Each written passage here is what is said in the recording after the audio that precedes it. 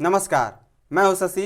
आइए झारखंड के टॉप 25 प्रमुख खबर जानते हैं। झारखंड में सरेआम सिगरेट पीने पर 1000 जुर्माना। झारखंड में अब कहीं भी सार्वजनिक स्थानों पर सिगरेट पीने या तंबाकू थूकने पर 1000 रुपये जुर्माना भरना होगा। राष्ट्रपति द्रौपदी मुर्मू ने सिगरेट और अन्य तंबाकू उत्पाद झारखंड संशोधन विधेयक 2021 को स्वीकृति दे दी है।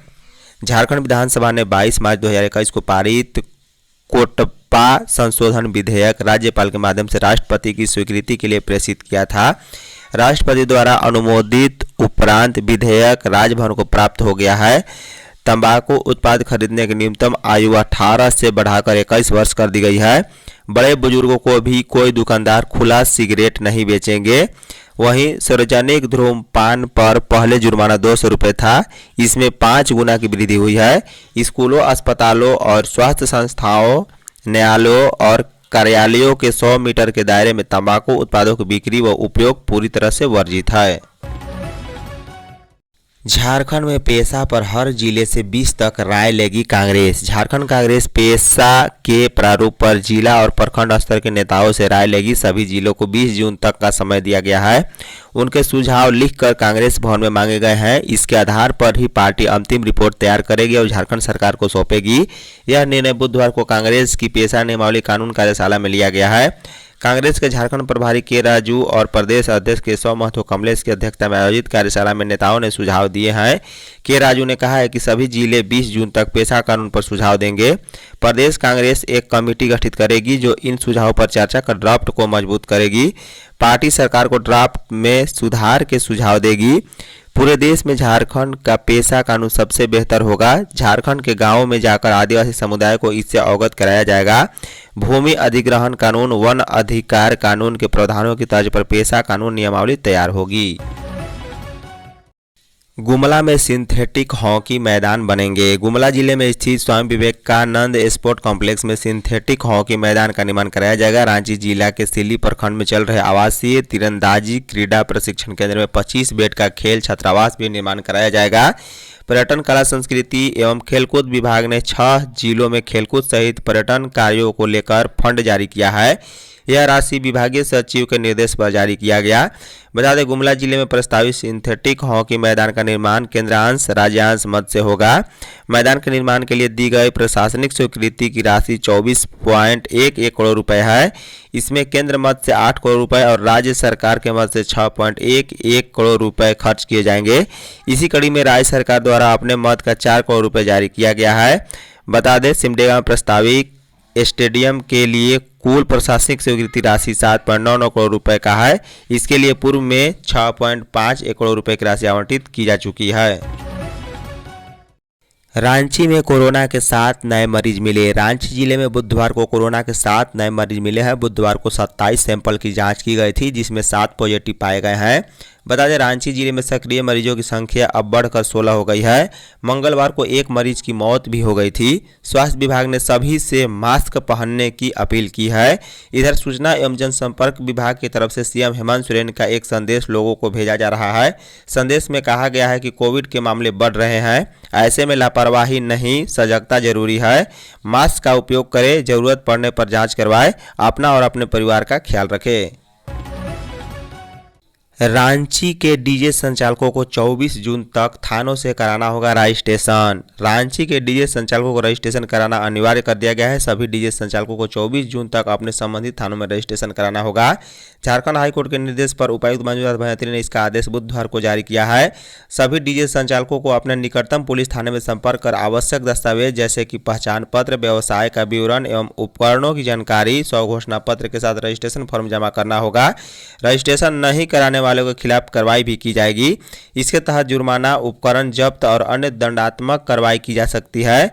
बता दें, निर्देशों का कड़ाई से पालन करना होगा। रजिस्ट्रेशन के साथ सभी डीजे संचालकों को ध्वनि प्रदूषण नियम 2000 और स्थानीय प्रशासन द्वारा निर्धारित दिशा निर्देशों का कड़ाई से पालन करना होगा। जिला प्रशासन ने सभी डीजे संचालकों से निर्देश का गंभीर से पालन करने और निर्धारित समय में रजिस्ट्रेशन प्रक्रिया पूरी करने की भी अपील की है।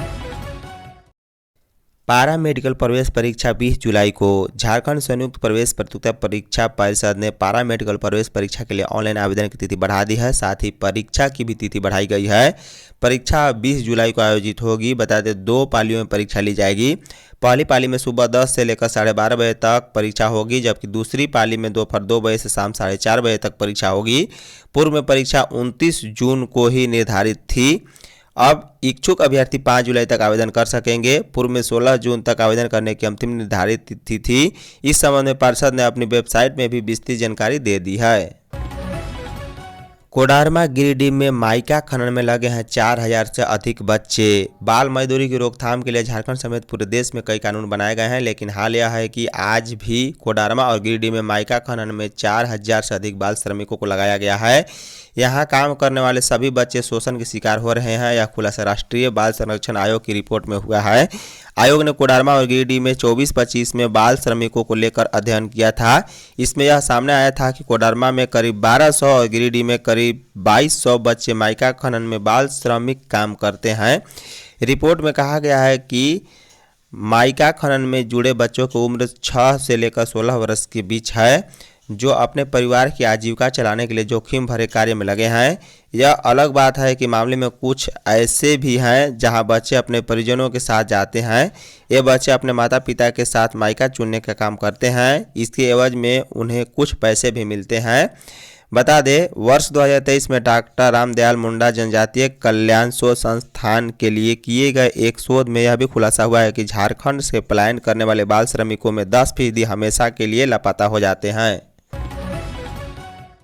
स्नान के बाद एकांतवास में गए प्रभु जगन्नाथ। ज्येष्ठ मास की पूर्णिमा के अवसर पर बुधवार को 1 बजे देव स्नान महोत्सव मनाया गया। इसमें महाप्रभु जगन्नाथ, भगवान बलभद्र और माता सुभद्रा के तीनों विग्रहों को शंख, घंट, भैयर, ढाक की ध्वनि व जय घोष के बीच गर्भगृह से स्नान मंडप में लाया गया। यहाँ पुजारियों ने वैदिक मंत्रोच्चारण के बीच 51 मिट्टी के बर्तन से महाप्रभु का स्नान कराया है।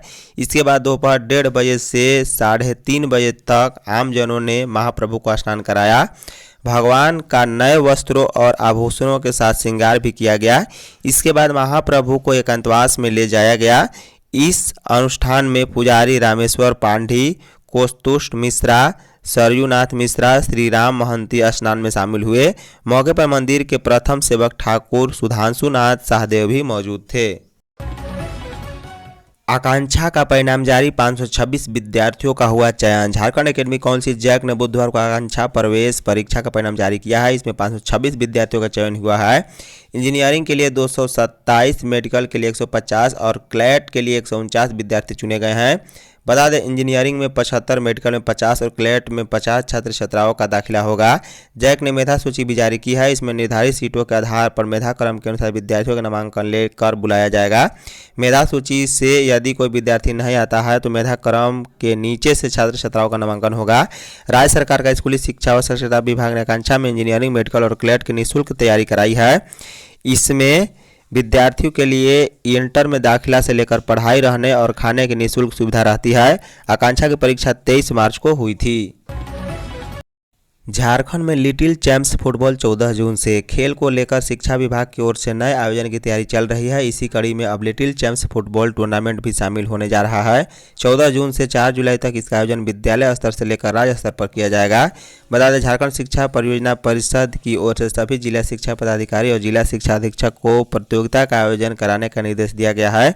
प्रतियोगिता में कक्षा 3 से 5 तक में अध्ययनरत 8 से 12 वर्ष के विद्यार्थी भाग लेंगे। आयु की गणना 31 दिसंबर 2025 तक होगी। बता दें, एक टीम में कुल 12 खिलाड़ी होंगे। सभी स्तर की प्रथम 3 स्थान आने वाली टीम आगे के लिए क्वालिफाई करेंगी। जेईपीसी के राज्य कार्यक्रम पदाधिकारी धीर सेन सोरेंग ने कहा है कि यह प्रतियोगिता प्राथमिक स्तर के विद्यालय के लिए आयोजित किए जा रहे हैं ताकि बच्चे को शुरू से अवसर मिले। बुंडू अस्पताल की सभी स्वास्थ्य सेवाएं बहाल। बुंडू अनुमंडलीय अस्पताल में डॉक्टर के साथ हुई मारपीट की घटना के बाद बुधवार को एसडीओ किस्पो कुमार बेसरा की अध्यक्षता में एक महत्वपूर्ण बैठक आयोजित की गई है। बैठक में जनप्रतिनिधि, समाज सेवी, अस्पताल के चिकित्सक, पुलिस पदाधिकारी एवं अन्य प्रशासनिक अधिकारी भी मौजूद रहे। बैठक में सर्वसम्मति से निर्णय लिया गया है कि अस्पताल की सुरक्षा एवं व्यवस्था पर निगरानी रखने हेतु एक अस्थायी समिति का गठन किया जाएगा, जिसके अध्यक्ष स्वयं एसडीओ होंगे। बैठक में डॉक्टर नीतीश कुमार पटेल के साथ हुई मारपीट की घटना की कड़ी निंदा की गई है। वहीं बुंडू के नागरिकों की ओर से अस्पताल उपाधीक्षक डॉक्टर दिलीप पासवान एवं अन्य चिकित्सकों से आग्रह किया गया है कि वे अस्पताल की सभी सेवाएं शीघ्र ही बहाल करें। डॉक्टर पटेल के समर्थन में झांसा के रांची जिला सचिव डॉक्टर विकास गुप्ता ने कहा कि घटना दुखद है और निंदनीय है। आरोपियों की जल्द गिरफ्तारी होनी चाहिए। झारखंड में राशन कार्ड बनना बंद। राशन कार्ड की आस में जिला आपूर्ति कार्यालय के बाहर जरूरतमंदों की भीड़ बढ़ने लगी है। राज्य खाद्य सुरक्षा योजना के तहत लाखों लोगों को लाभ देने का वादा करने वाली सरकार के सामने अब वैकेंसी की कमी ने नई चुनौती खड़ी कर दी है। देवघर में 15,000 नए राशन कार्ड जारी कर 50,000 लोगों को राहत देने के बाद वैकेंसी फुल होने से प्रक्रिया ठप हो गई है। नए राशन कार्ड बनने बंद हो गए हैं। बता दें, राज्य भर में 89,000 आवेदन पेंडिंग है। 44,000 से अधिक आवेदन बीएसओ और 45,000 डीएसओ की लॉगिन में लंबित है। दरअसल झारखंड सरकार ने ग्रीन कार्ड के जरिए 20 लाख लोगों को जोड़ने के लिए राज्य खाद्य सुरक्षा योजना शुरू की थी, जिसके बाद इतने लोगों को लाभ मिलना शुरू भी हो गया। वहीं बढ़ते आवेदनों को देखते हुए विभागीय मंत्री ने 5 लाख और लोगों को जोड़ा है। वर्तमान में राज्य भर में बीएसओ लॉगिन में 44,000 से अधिक आवेदन पेंडिंग है, जबकि डीएसओ लॉगिन में भी करीब 45,000 आवेदन लंबित पड़े हुए हैं। झारखंड में आज से 17 जून तक वज्रपात की चेतावनी। झारखंड में 12 जून से 17 जून तक तेज हवाओं के साथ वज्रपात की चेतावनी दी गई है। मौसम विभाग ने 6 जिलों के लिए येलो अलर्ट जारी करते हुए कहा है कि राज्य में गर्जन और तेज हवाओं के साथ वज्रपात होने की संभावना है। 12 जून को 30 से 40 किलोमीटर प्रति घंटा की रफ्तार से आंधी चलेगी। वहीं 13 जून से 17 जून तक इसकी रफ्तार 40 से 50 किलोमीटर प्रति घंटा हो सकती है।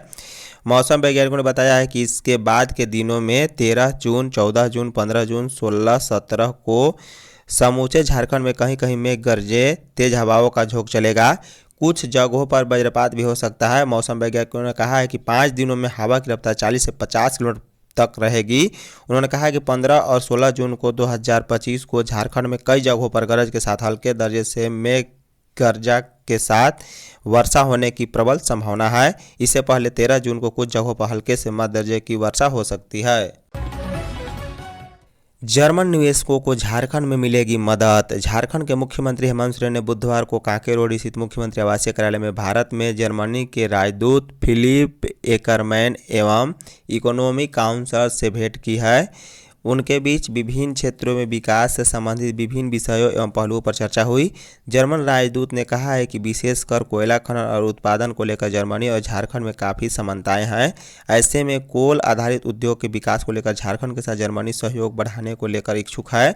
जर्मनी के राजदूत ने मुख्यमंत्री को जर्मनी आने का न्योता दिया। हेमंत सोरेन ने जर्मन राजदूत से कहा है कि भारत में निवेश करने वाले जर्मनी निवेशकों को राज्य सरकार पूरा सहयोग करेगी। धन्यवाद।